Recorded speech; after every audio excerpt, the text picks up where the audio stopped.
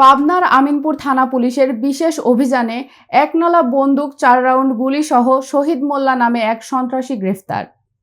Chief reporter Jahangir হোসেনের তথ্য ও video চিত্রে বিস্তারিত।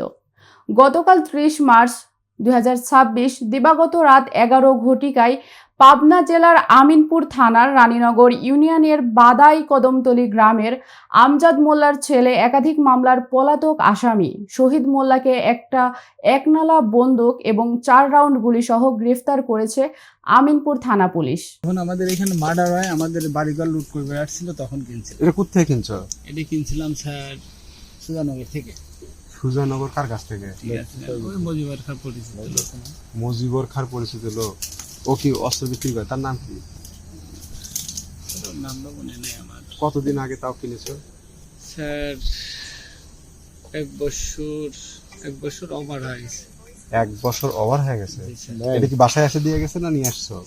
না, ওরা বললাম ওর বাড়িতে নাজিরগঞ্জ আসছিলাম, আমরা নাজিরগঞ্জ থেকে নিয়ে আসছিলাম। তোমার ফোনে আছে এখন ওই নাম্বার? যার কাছ থেকে কিনছো? আচ্ছা, নাম্বার দাও, নাম্বার দাও। এটা লোড করা ছিল? তিনটা আনছিলাম স্যার সাথে। 3টা কার কাছ থেকে নিয়ে আসছিলে? ওদের কাছ থেকে। তাহলে এটা লোড করে রাখছিলে? আসছে লোক আসছে? আপনি ওয়াইফোন এগুলো তো রাখা যাবে না, বুঝতে পারছেন? আপনি কি জানেন? দিয়ে দেবো না। এটা কি জানেন আপনি? এটা রাখা যায় না, এটা জানেন? আপনি কখনো মানা করেননি?